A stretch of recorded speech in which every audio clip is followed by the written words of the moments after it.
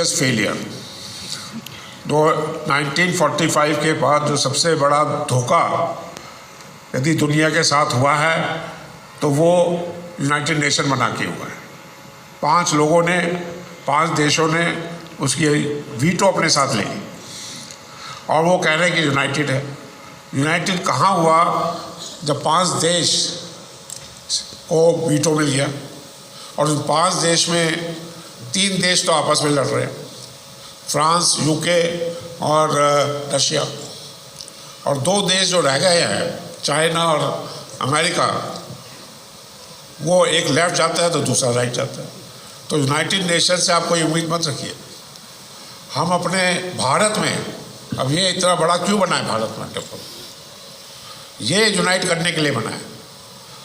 तो भारत को खुद अपना देश में ऐसी संस्थाएं बनानी पड़ेगी जो दुनिया यहाँ आएगी। हमें कहीं जाने की जरूरत नहीं है, हमें खाली वो 30 करोड़ जो लोग हैं उनसे जुड़ना है। वो लोग सबको लेके आएंगे। सबसे पहले सर आपके 75वीं वर्षगांठ के लिए बहुत बहुत धन्यवाद, आपको बहुत बहुत शुक्रिया सर, बहुत बहुत शुभकामनाएं आपके नववर्ष की। सर कि आपने जो है आज इतना बड़ा प्रोग्राम रखा और पिछला जो आपका एक प्रोग्राम था 74वां वर्षगांठ जो थी आपकी पृथ्वीराज रोड में मनाई थी सर, वो भी हमने मनाया था। उसका भी एजेंडा आपका इस साल बहुत अच्छा रहा और थोड़ा सा उसकी सफलता के बारे में बताएं। उसकी कि इसकी? नहीं, उसके बताएं, फिर इसकी तो मैं बाद में पूछता हूँ। 74 में हमें शंकराचार्य ने द्वारकाधीश ने राजर्षि की उपाधि दी थी। उस उपाधि मिलने के बाद 1 साल में हमने बहुत अध्ययन किया, बहुत डिस्कशन किया और सब शंकराचार्यों से मिले, क्योंकि एक शंकराचार्य का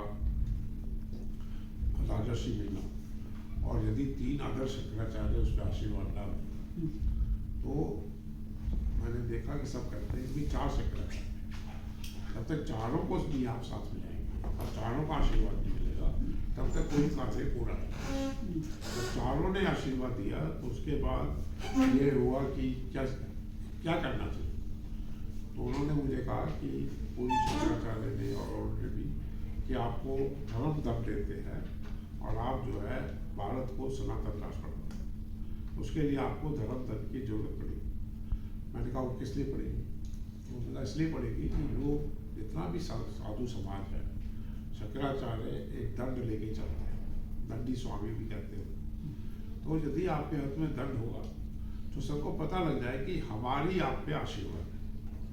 और यदि हम चारों शंकराचार्य को आपका आशीर्वाद है तो भारत में कोई ही शायद ऐसा संत हो या ऐसा महात्मा हो जो शंकराचार्य के आशीर्वाद के बाद आपको सहयोग नहीं देगा। शंकराचार्य अच्छा है, वो शंकराचार्य अच्छा है। तो जब मैंने कहा कि चारों शंकराचार्य अच्छे हैं तो इसमें भेद क्यों? तो भेद पॉलिटिकल होता है कि भाई एक बात हुई, ये शंकराचार्य ने हाँ कहा, दूसरे ने ना किया। एक पार्टी को सपोर्ट करता है, नहीं करता। एक राम जन्मभूमि में चाहता है कि दूसरे लोग भी आए, एक चाहता है कि नहीं पॉलिटिकल लोग करें। तो भेद मत का हो सकता है, भेद नॉलेज का नहीं है। नॉलेज तो वहीं से आ रही है वेदों से। तो चारों शंकराचार्य को जो नॉलेज वैसे वो तो वही है, उनका गुरु भी एक ही है। बट क्योंकि अलग अलग लोगों का अपना मत हो सकता है कि भाई कोई किसी के पास गया तो उसने उसको एक बात की, दूसरा बोला मैं इससे नहीं एग्री करता, मतलब आपस में की बात होती नहीं। अब मेरा काम मैंने किया कि सबसे एग्री करें। तो सनातन राष्ट्र की बात के पहले सबसे एग्री करें। सूर्य is the only visible God, चारों शंकराचार्य ने एग्री किया।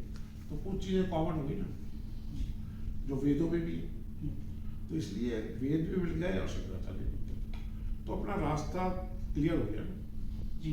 इस साल का रास्ता, तो ये आपका नेक्स्ट मिशन जो रहेगा उसके बारे में क्या रहेगा? तो वो मिशन तो ऐसा टाइमिंग हुआ है कि इलेक्शन आ गए। अब इलेक्शन में एमपी चुनाव होगा और सनातन राष्ट्र कौन बनाएगा? वो तो एमपी बनाएंगे ना, बिहार तो बना नहीं सकते।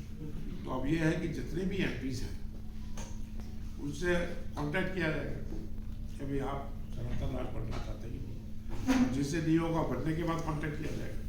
तो हमारे जैसे 4 शंकराचार्य हैं, हमारे भी 4 लोग हैं जिनको आपने जोड़ दिया, ये अपने बैठे हैं ये पूरा विश्व, पूरा भारत हो गया, नॉर्थ साउथ ईस्ट वेस्ट।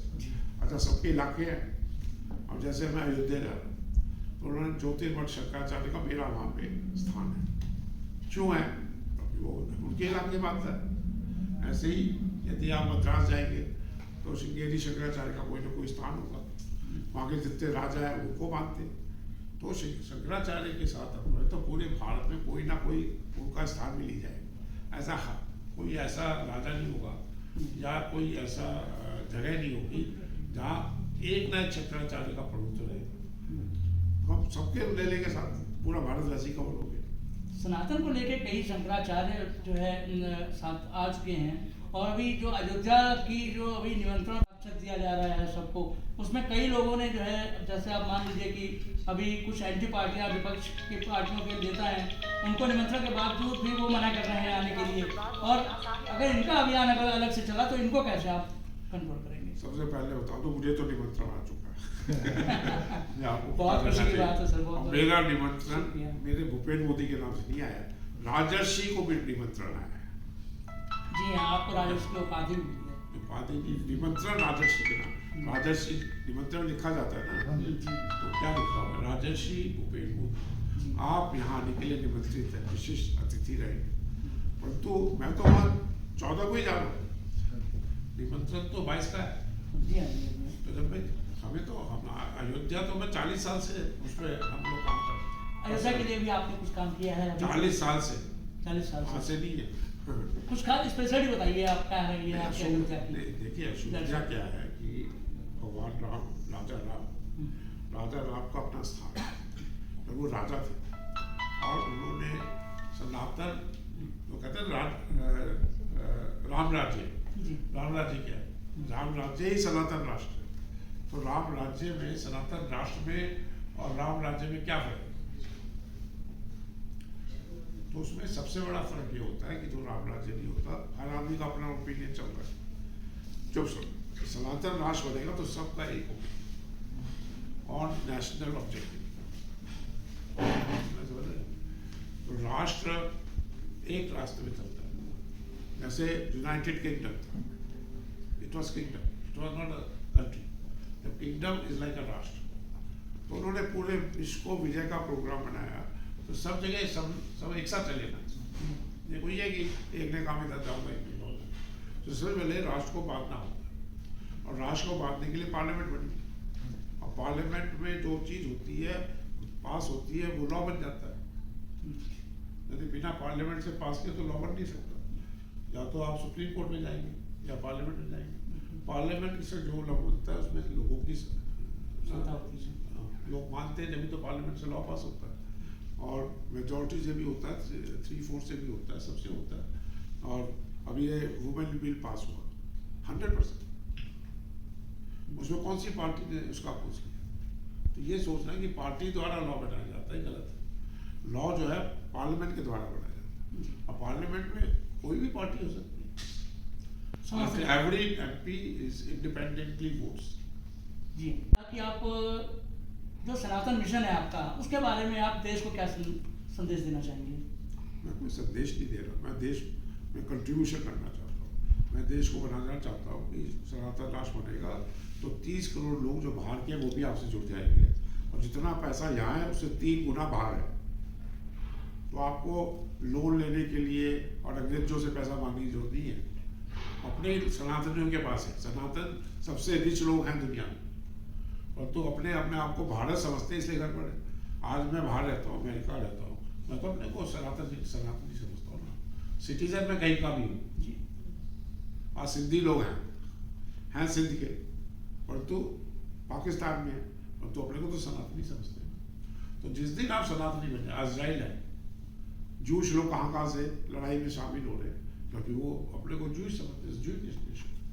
जिस दिन सनातन राष्ट्र बनेगा तो सारे दुनिया के लोग आपसे जुड़ जाएंगे, तो आपकी ताकत कितनी बढ़ जाएगी उसका आपको अंदाजा ही नहीं है। जो आपकी भारत की सबसे बड़ी कमजोरी नजर आती है, वो सबसे बड़ी स्ट्रेंथ हो जाएगी। हम ये कहते हैं यहाँ बहुत पॉपुलेशन है, और तो वो जो लोग आएंगे 30 करोड़, उनके पास उनको पैसे की जरूरत नहीं है, उनको धर्म की जरूरत है। तो जब आप धर्म देंगे तो जुड़ गए, वो किसी और देश से कोई जुड़ सकते हैं। तो सनातन का सबसे बड़ा फायदा है कि भारत एक डेवलप नेशन नहीं है, भारत एक मोस्ट डेवलप नेशन। एक होता है डेवलप नेशन बनाना, डेवलप तो कई नेशन है, हम तो रहते ही नंबर 1 डेवलप नेशन बनाना, वो सनातन राष्ट्र होगा। बहुत बहुत धन्यवाद आपसे बात करके। आपसे राजर्षि भूपेंद्र मोदी जी, जिससे हम बात कर रहे थे, और उन्होंने बताया कि कैसे हमें सनातन मिशन के ऊपर काम करना है और आगे का एजेंडा का जो रहेगा वो 75वीं वर्षगांठ के बाद जो रहेगा वो आपके सामने बाद में रखेंगे। धन्यवाद। Sunil Mishra, broadcast 24 into 7।